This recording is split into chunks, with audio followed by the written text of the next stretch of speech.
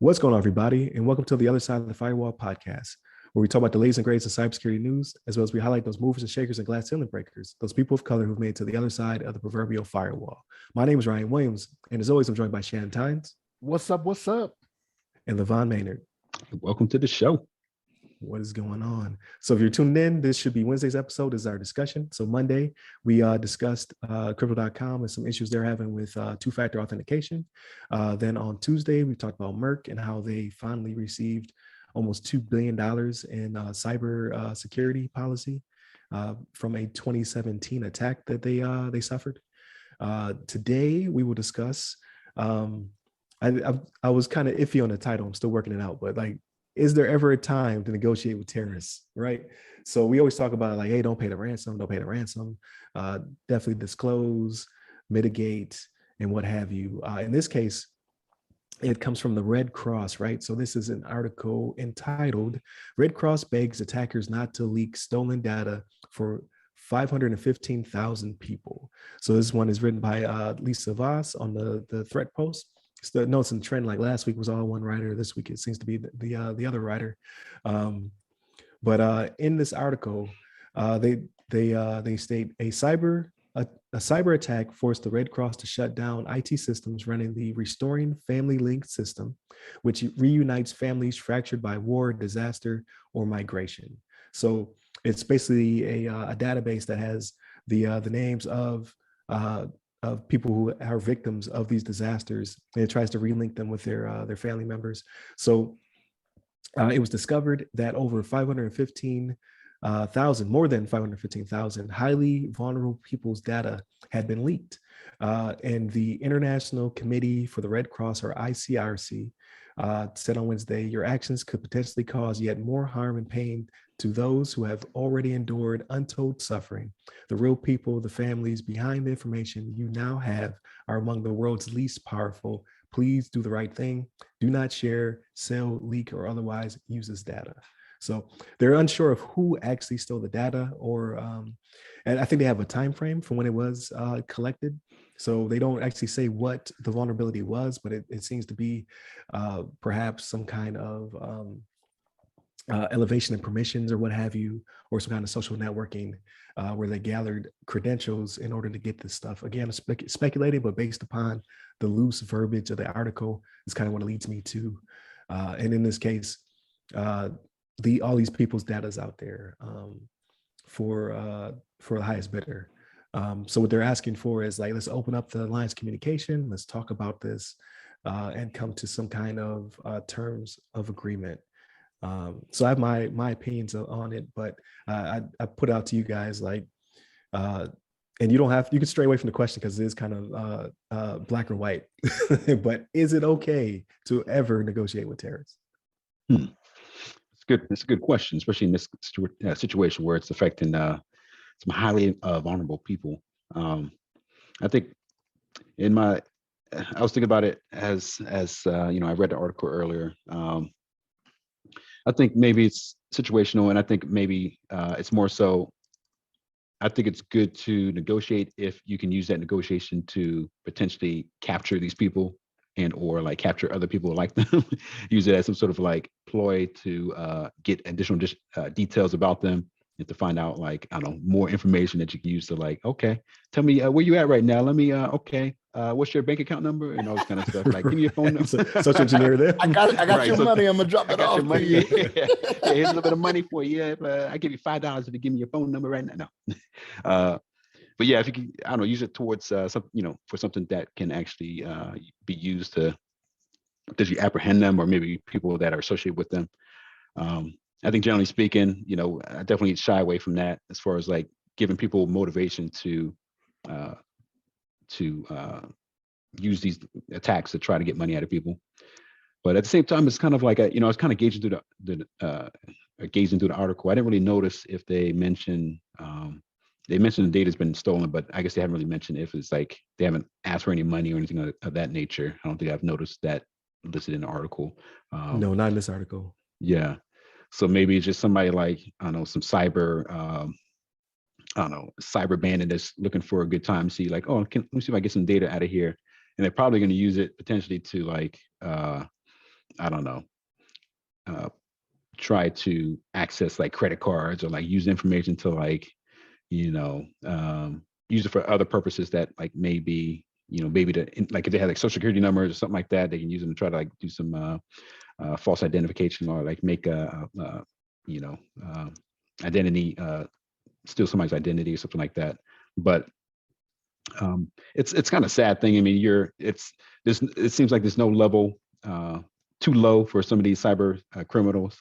I mean, they go after the Red Cross is known for just trying to help people, especially in this situation. It's just people that were trying to re-engage with people that they've lost and reunite with family members. So it's like it's really kind of sad that this kind of thing would happen in the first place. But nonetheless, I really hope that to identify what happened here, potentially I don't know if they can like at this point it's kind of like a lost cause. I mean, I'm not sure if they can, even if they get the information back or if they find out that hey, we're going to delete the information, promise we're not going to use anything, do anything with it.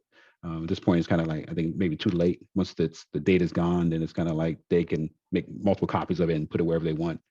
But hopefully this kind of like helps them to maybe the Red Cross maybe to take a look at their cyber infrastructure, and maybe they can tune it up a little bit to kind of prevent this from happening in the future. But I guess with that, what do you think about this one, Shannon? So here's the thing. I'll answer the question real quick, right? So no, it's not okay to negotiate with terrorists, right? It's not. It's like if my youngest daughter, if she keeps hitting me and I reward her with candy, she's gonna keep hitting me, right? That's the learned behavior she gets from that. So don't negotiate with them. But here's my thinking on this. So this was kind of interesting to me because I don't know whoever did this. I don't know if they knew what they were going after, right? Because think about this, right? So this is a database for the Red Cross. So anybody who's using the services of the Red Cross is not in a position to give you any money, right? They're not in a position, you are not going to be able to get anything from them because they are going through some type of possible natural disaster or war or displacement, refugees, something along those lines, right? To where it's somebody that needs their help. And the Red Cross is not a for-profit organization, right? So it's not like they're answering to stockholders or anything like that and giving out dividends at the end of the year for the Red Cross. They're taking donations all the time, right? Taking whatever they can to help all these people. So I'm kind of curious if this could be somebody that's like a new hacker, maybe just trying to prove themselves or something. It was like, hey, I went and got something, but it's like it's one of those things where they bring it back to the compound, like, hey, look at what I did. You know what I mean? I'm like, what are you doing? Like, we can't do anything. Yeah, that's right. You know what I mean? Like, and I don't want to laugh at that. I don't want to laugh at that. Right. No. Red Cross, like, it's one of those things where I will donate when I see Red Cross and when I see St. Jude. Like, Shannon loved the kids. You know what I mean? So that's right. Like, it's one of those things where you are not going to profit from this, right? Like, even if you come to them and say, okay, we won't do it for this amount of money, the Red Cross probably doesn't have it. You know what I'm saying? So it just led me to believe that somebody was just trying to prove they could do something, and that's probably why they haven't heard from them either, right? It was one of those things like it could have been getting jumped into the gang. This is what they did, right? Like, hey, I did it. You know what I mean? But yeah, but don't negotiate with terrorists. To answer your question, Ryan, you do not negotiate with terrorists, right? You seek them out and you destroy them.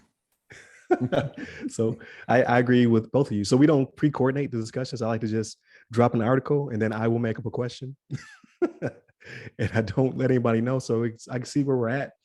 But no, I agree with both of you. Like I think you have to open up the lines of communication because you don't know who the thief is, right? So you're trying to catch who they are, at least so some other service can help you, whether it be the federal government or some kind of international service or someone to get this data back or to at least stop it from ever happening again.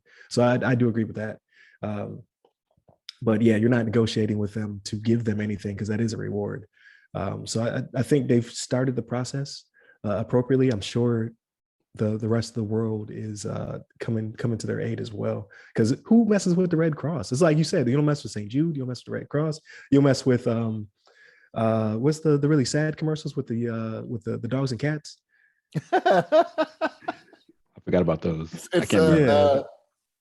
Humane Society, right? Yeah, you don't mess with these organizations because like people really love them and want to donate and to help people out. So this was a mistake. And like you said, like Shannon said, he or she probably brought it back. They were like, yo, like we don't do that. Like there's certain, like I like to say that they have certain codes. Like when they mess with the Colonial Pipeline, they kind of pulled back, like, oh, we didn't mean to go that far. Like people got gas and trash bags now, and you know what I mean. Like that's not what we're going for. So hopefully they do destroy the data and they don't use it for mischievous reasons. I would say that obviously it's a problem that they were breached, however, whatever means they were breached at. But the only thing they did mention in here is that they were unable to pivot from said database or system into any others. So they didn't get to the donation portal. They didn't get to more credentials or employee PII because they're properly segregated. So that's a good thing. So they did lose one system, obviously of very again unfortunate and unempowered people, but they weren't able to use it as a pivot point to get into other systems. So that's a good thing.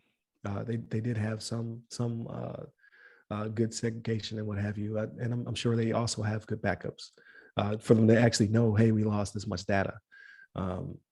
So it's not the worst of stories, but it could be if this person is nefarious and decides to use it for the wrong reason. So more to come, right? We'll keep tracking the story and we'll talk about it as it progresses. Hopefully it doesn't though. Hopefully this person is just like, whoops, it hits delete and then never talks about it again. So we will see. But definitely a great conversation. I appreciate you for always being on the show. Again, I apologize to listeners. Hear my voice has gotten better.